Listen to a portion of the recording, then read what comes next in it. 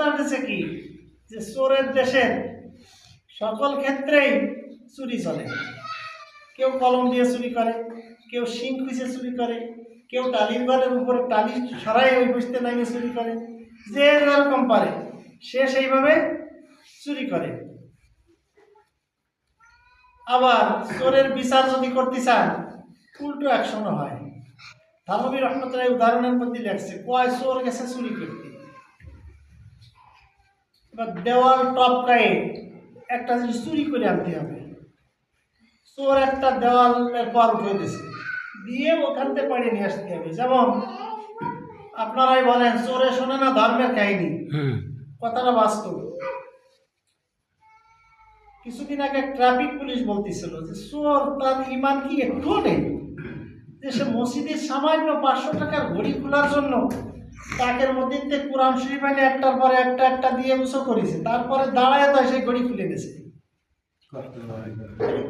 এই চোরের কি ইমান একটুও নাই?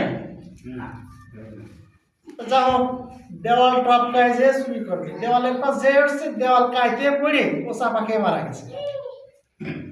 বাকি যত চোর ছিল তারা চিন্তা করলো সাথী তো একটা মারা গেল, কি করা? দিনের বেলায় ফোন দিয়া দিছে যে চোরের লাশ নিয়ে থানায় যে কেস করবো, ওই বাড়িওয়ালার নামে কেসটা হবে কোন সূত্রে? যে সেই দেওয়ালে এত দুর্বল করে বানাইছে কেন, আর আমাদের লোকের পালকে পড়ে মারা গেল, বিচার হবে। যাক, চোরের দল চলে গেছে চুরি করতে, মানে বিচার চাইতে থানায় গেছে, কেস দায়ের করেছে। বলে কেস কি? যে চোর মেরে ফেলছে। কিভাবে? দেওয়াল চাপা দিয়ে। কে? ওই বাড়িওয়ালা। মামলা লিখেছে সব। লেখার পরে অনেক বাড়িওয়ালাকে ধরে নিয়ে আসো।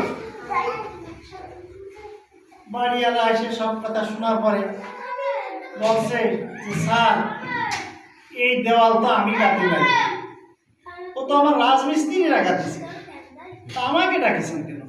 তাই দেওয়াল ছেড়ে দাও। বাড়িওয়ালা খালাস, ডাকো কোন রাজমিস্ত্রি গাঁথিছে। তথ্য নিয়ে রাজমিস্ত্রি ধরে নিয়েছে। রাজমিস্ত্রির কাছে বলতে চাই তুমি দেওয়াল এত দুর্বল করে বানাইছো কেন? আর সেই দেওয়াল করে আমাদের সাথী মারা গেল। হ্যাঁ, বিচারক দাও, ওরা ফাঁসি দিয়ে দাও।